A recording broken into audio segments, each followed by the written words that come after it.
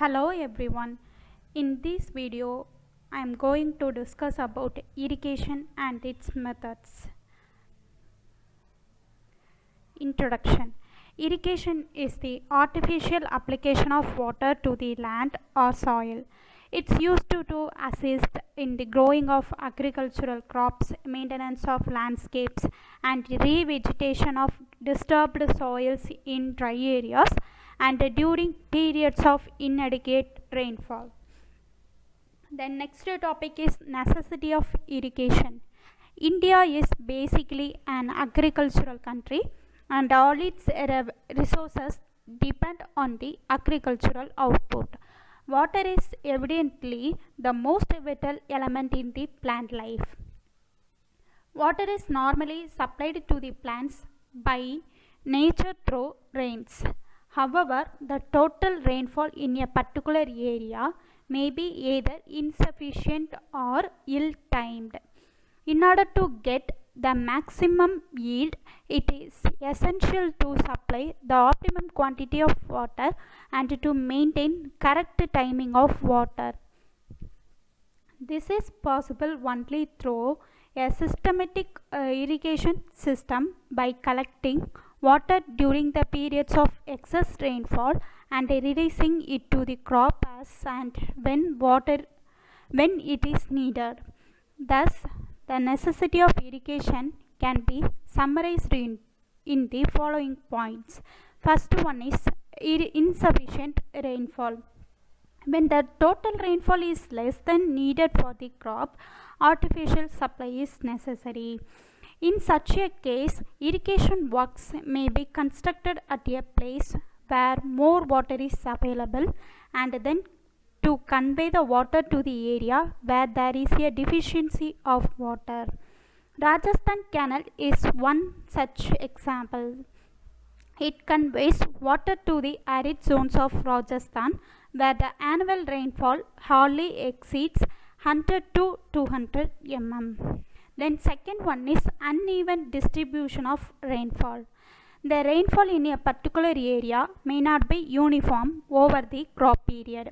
During the early periods of the crop, rains may be there, but no rainwater may be available at the end, with a result that either the yield may be less or the crop may die altogether.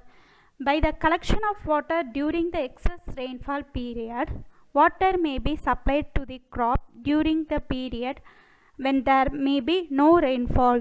Most of the irrigation projects in India are based on this premise. Then next one is improvement of perennial crop. Perennial crops such as sugarcane etc., which need water throughout the year, can be raised only through the provision of irrigation facilities in the area. Then next one is controlled water supply. By the construction of proper distribution system, the yield of the crop may be increased because of controlled supply of water. Then next one is benefits of irrigation. All the irrigation schemes are so designed that they increase the food production of the country. Apart from the increase in food, there are many indirect benefits or advantages of irrigation. Here I mention some of the benefits of irrigation. First one is increase in crop yield. Then next one is production from famine, cultivation of superior crops. Fourth one is elimination of mixed cropping. Next one is economic development. Then next one is hydropower generation.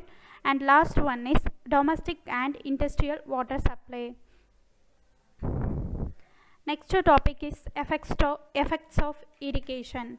Excess irrigation and unscientific use of irrigation water may give rise to the following ill effects. First one is rising of water table. Next one is formation of marshy land. Then third one is dampness in weather. Fourth one is loss of valuable lands. And last one is breeding places for mosquitoes. And next one is methods of irrigation. Irrigation water may be applied to the crops by the following methods. First one is surface irrigation, and it's subdivided into 5 types. Then next one is subsurface irrigation. Next one is sprinkler irrigation, and last one is trickle or drip irrigation. Surface irrigation. In all the surface methods of irrigation, water is either ponded on the soil or allowed to flow continuously over the soil surface for the duration of irrigation. It does not result in high levels of performance. This is mainly because of uncertain infiltration rates, which are affected by year-to-year changes in the cropping pattern, cultivation practices, climatic factors, and many other factors. And first subsurface irrigation method is uncontrolled flooding. When water is applied to the crop plant without any preparation of land or without any levees to guide or restrict the flow of water on the field, the method is called uncontrolled or free flooding. Uncontrolled flooding generally results in excess irrigation at the inlet region of the field and insufficient irrigation at the outlet end. Efficiency is reduced because of either deep percolation or flowing away of water from the field. And the advantage of this method is low initial cost of land preparation. Next one is border strip method.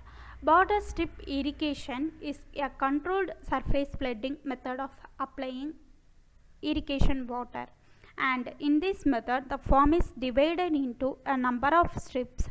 These strips are separated by low levees, and it's also called borders. The border strip method is suited to soil of moderately low to moderately high intake rates and low erodibility, and in this method however requires preparation of land and involving high initial cost. This figure shows the border strip method. Next one is check method. The check method of irrigation is based on rapid application of irrigation water to a level or nearly level area completely enclosed by dikes. And in this method the entire field is divided into a number of almost leveled plots surrounded by levees. This method is suitable for wide range of soils ranging from very permeable to heavy soils. Loss of water through a deep percolation and surface runoff can be minimized, and adequate irrigation of the entire farm can be achieved. Thus, application efficiency of this method is higher. There is some loss of cultivable area which is occupied by the leaves. This figure shows the check method. Then this picture shows the basin method. The soil is excavated, look like a basin. Then next one is furrow method.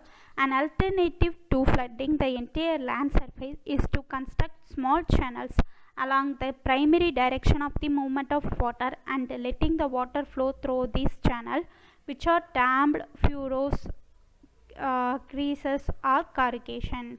Furrows necessitate the wetting of only about half to 1/5 of the field surface, and this reduces the evaporation loss considerably, and it's provide better on-farm water management capabilities for most of the surface irrigation conditions, and it's also increased erosion. Erosion is the main problem in furrow method. Furrow irrigation requires more labor than any other surface irrigation method, and it's also one of the disadvantages of furrow methods. and this figure shows the furrow methods. Next one is subsurface irrigation method. In this method, water is applied directly under the surface. Moisture reaches the plant roots through capillary actions. The conditions which favor sub irrigation are as follows. First one is impervious subsoil at a depth of 2 meters or more.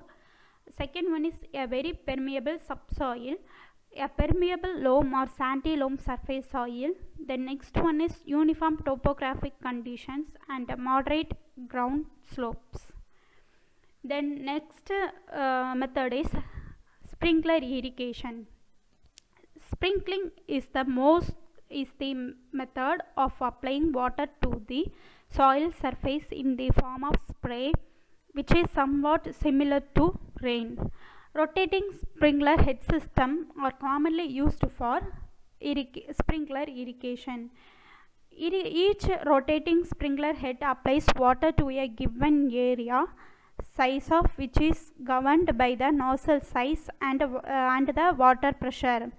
Alternatively, perforated pipe can be used to deliver water through very small holes which are drilled at close intervals along a segment of the circumference of a pipe.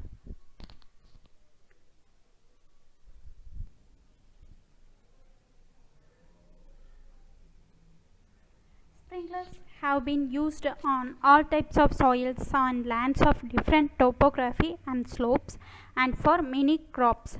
The following conditions are favorable for sprinkler irrigation. Very previous soil which do not permit good distribution of water by surface methods, lands which have steep slopes and easily erodible soil, irrigation channels which are too small to distribute water efficiently by surface irrigation, and lands with shallow soils and undulating lands which prevent proper leveling required for surface methods of irrigation. This figure shows the sprinkler irrigation system.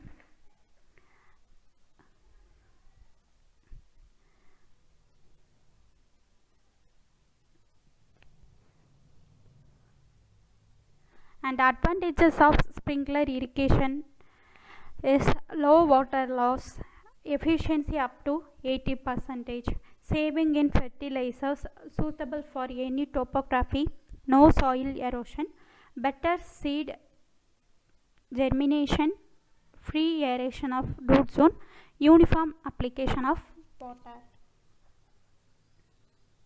And it's also have some disadvantages.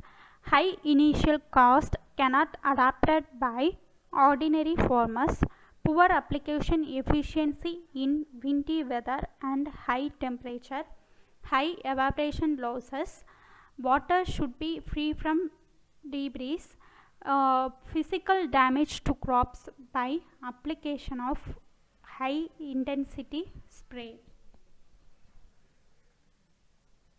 Next one is drip irrigation. In drip irrigation, also known as trickle irrigation, water is supplied in the form of drops directly near the base of the plant. Water is conveyed through a system of flexible pipelines operating at low pressures and is applied to the plants through drip nozzle. This technique is also known as feeding bottle technique, whereby the soil is maintained in the most congenial form by keeping the soil water air proportion in the optimum range. Drip irrigation limits the water supplied for consumptive use of the plant by maintaining a minimum soil moisture equal to the field capacity, thereby maximizing the saving. The system permits the fine control on the application of moisture and nutrients at stated frequencies. And in this system comprises main line, submains, laterals, valves, and it's used to control the flow. Then next one is trippers or emitters, pressure gauges, water meters, filters, pumps, fertilizer tanks, vacuum breakers, and pressure regulators.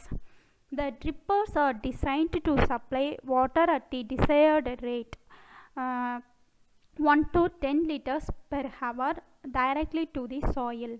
Low pressure heads at the emitters are considered adequate as the soil capillary forces causes the emitted water to spread laterally and vertically.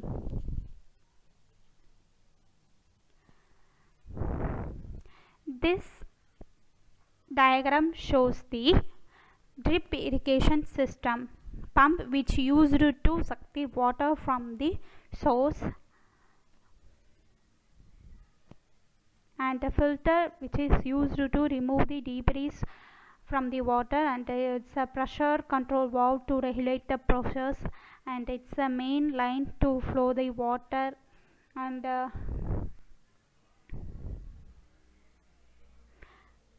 these are the emitters to supply the water to the root zone of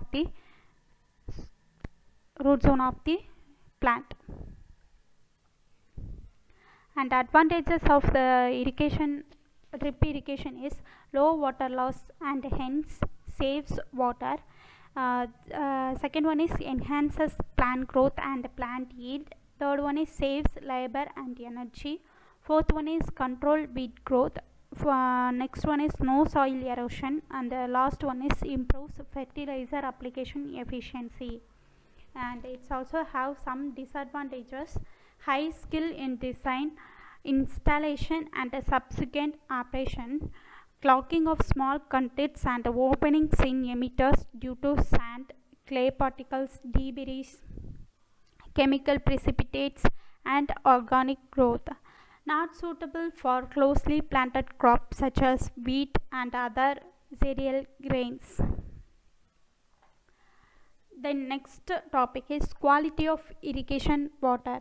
Irrigation water must not have direct or indirect undesirable effects on the health of human beings, animals, and plants. The irrigation water must not damage the soil and not endanger the quality of surface and groundwaters with which it comes into contact. The presence of toxic substance in irrigation water may threaten the vegetation besides degrading the suitability of soil for future cultivation.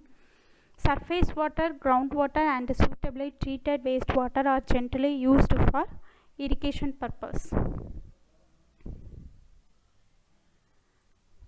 The various types of impurities which make the water unfit for irrigation are classified as sediment concentration in water, total concentration of soluble salts in water, proportion of sodium ions to other ions. The next one is concentration of potentially toxic elements present in the water, bacterial contamination. And these are the various types of impurities present in water. And also it's unfit for irrigations.